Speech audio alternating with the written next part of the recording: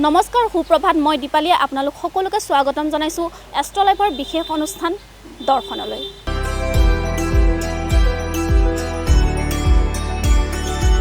দৰ্শনত আমি আপোনালোকক দৰ্শন কৰাম বিভিন্ন মঠ মন্দিৰৰ লগতে ধাৰ্মিক আৰু আধ্যাত্মিক স্থানসমূহ।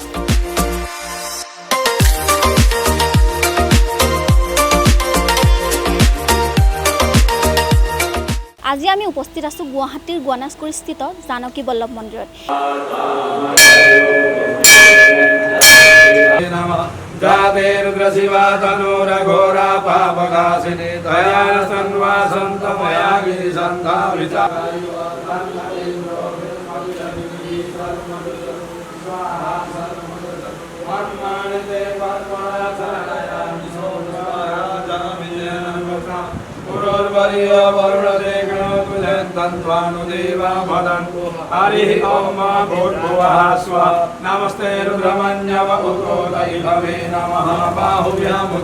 এই মন্দিৰত কিয়নো ভক্তৰ আগমন হয় আৰু এই মন্দিৰৰ ইতিহাসৰ বিষয়ে কিছু কথা জানো পুৰোহিতৰ পৰা।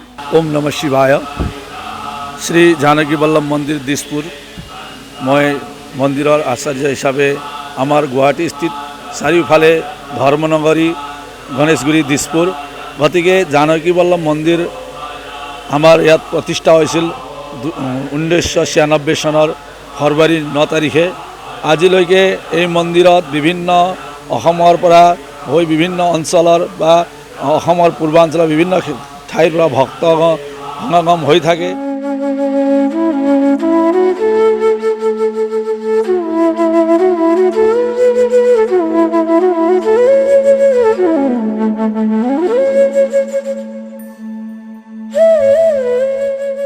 এই কল্যাণ ভৱনৰ চৌহদত এই মন্দিৰ প্ৰতিষ্ঠা হোৱাৰ পিছত গণেশগুৰিত এটা ধৰ্মীয়মূলক অনুষ্ঠানৰ বৃদ্ধি হৈছে আৰু গণেশ মন্দিৰ ওচৰতে থকাৰ বাবে ৰাম মন্দিৰ আমাৰ জিলিকি উঠিছে।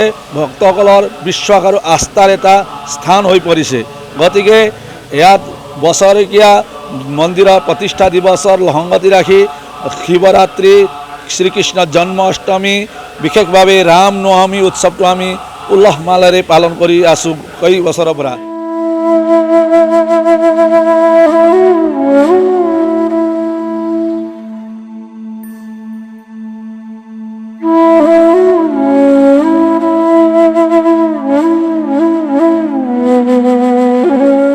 জন্মাষ্টমী ভাদ মাহত পৰে। এই জন্মাষ্টমী ষোল্ল আৰু 17 কেতিয়াবা 2 দিনীয়া বা কেতিয়াবা 1 দিনীয়া কাৰ্যসূচীৰে পালন কৰোঁ। তথাপিও আমি 2 দিনটো আমাৰ সজাই থোৱা হয়। 1 দিনীয়া কাৰ্যসূচীটো প্ৰত্যেক বছৰে হয়। গতিকে 16 আৰু 17 তাৰিখ আমাৰ জন্মাষ্টমী পালন কৰাই হ'ব।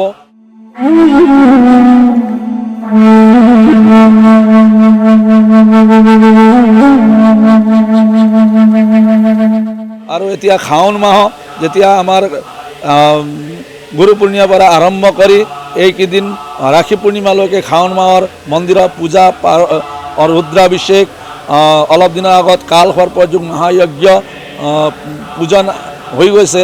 গতিকে বছৰেকীয়া দুৰ্গা পূজা আমাৰ ইয়াত হয়। 9 দিনীয়া কাৰ্যসূচীৰে নৱৰাত্ৰি পালন কৰা হয় আৰু গণেশ পূজা আছে। ভক্তসকলৰ আস্থা আৰু বিশ্বাস বাঢ়ি পেলাই মন্দিৰৰ পূজন এতিয়াও চলি আছে আৰু চলিয়ে থাকিব বুলি মই মন্দিৰৰ পূজাৰী হিচাপে আপোনাক এই মাধ্যমটো জনাইছোঁ।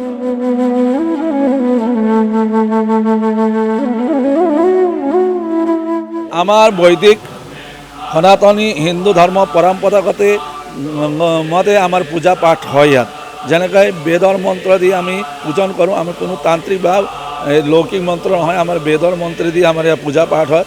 বিশেষভাৱে ভক্তসকলে যিসকলে বাস্তু পূজাৰ কাৰণে আমাক ইয়াত বিচাৰি আহে, মাংগলিক, কাল সৰ্পদোষ আৰু মহামৃত্যুঞ্জয়, যিখিনি ভক্তসকলৰ আস্থা আৰু বিশ্বাস আজিকালি বাস্তু হৈছে, এইবিলাকো আমাৰ ইয়াত পূজা পাঠৰ কাৰণে আমাক বিচাৰি আহে। আৰু মন্দিৰত আমাৰ চণ্ডী পাঠ ইয়াতে কৰা হয়। ভক্তসকলে ইয়াতে কৰিবলৈ আহে আৰু ৰামায়ণ পাঠো ইয়াতে কৰিবলৈ আহে আৰু কৰায়। সুন্দৰ কাণ্ড আৰু বজৰংগবলী হনুমান আমাৰ প্ৰত্যেক মংগলবাৰে ইয়াত পূজন আৰু হনুমান চালিচা সামূহিকভাৱে হয়, আৰতি হয়। আৰু আমাৰ ইয়াত 4-5জন পুৰোহিত আছোঁ। আমাৰ লগত এটা আমাৰ বৈদিক কৰ্মকাণ্ড এটা আমাৰ অনুষ্ঠান আছে। ইয়াৰ যোগেদি আমাৰ সকলো আমি 4-5জন পুৰোহিত ইয়াৰ মাধ্যমে পূজা অনুষ্ঠান কৰিবলৈ গৈয়ে থাকোঁ আৰু আমাক বিচাৰি লৈ যায় আৰু ভক্তসকলে আস্থা বিশ্বাস ৰাখিছে আজিলৈকে কৰি আছোঁ আৰু চলিয়ে থাকিব বুলি প্ৰভু ঈশ্বৰত বিশ্বাস কৰিছোঁ।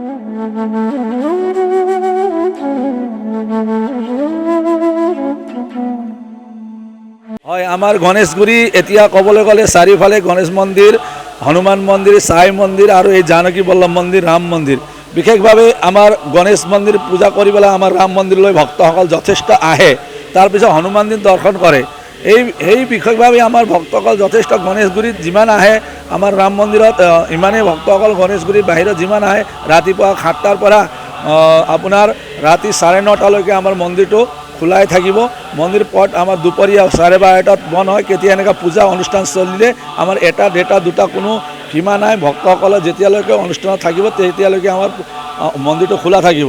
আমাৰ মন্দিৰ বিগ্ৰহ বহুত, ৰাম দৰবাৰ, দুৰ্গা, শিৱ পাৰ্বতী, হনুমানজী, শ্ৰীকৃষ্ণ, শ্যাম বাবা, শিৱলিংগ, শিৱ পৰিবাৰ, শীতলা মাতা। যেতিয়া শীতলা মাতা চ'ত মাহত আমাৰ ভক্তসকল যথেষ্ট শীতলা অষ্টমীৰ দিনা ভিৰ দেখা যায় আৰু বহুত এই অঞ্চলত শীতলা মন্দিৰ বেলতলাৰ পৰা, উল্লুবাৰীৰ পৰা আপোনাৰ লাল গণেশ, এফালে নাৰংগীৰ পৰা ইয়াত ভক্তসকলে আহে আৰু ৰাম মন্দিৰৰ বৈশিষ্ট্যত আছে আৰু আমাৰ এইমাত্ৰ গণেশগুৰিত তেতিয়া ভক্তসকল যথেষ্ট হয় ৰামনৱমীৰ দিনা।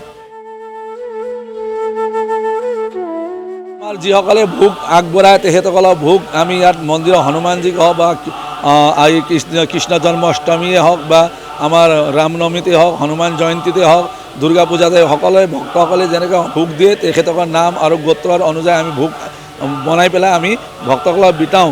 আশা কৰোঁ আপোনালোকে অনুষ্ঠানটো চাই ভাল পালে। অন্য এটি ভিডিঅ'ৰ সৈতে আপোনালোকক পুনৰ লগ পোৱাৰ প্ৰতিশ্ৰুতিৰে আজিলৈ বিদায় মাগিছোঁ। নমস্কাৰ।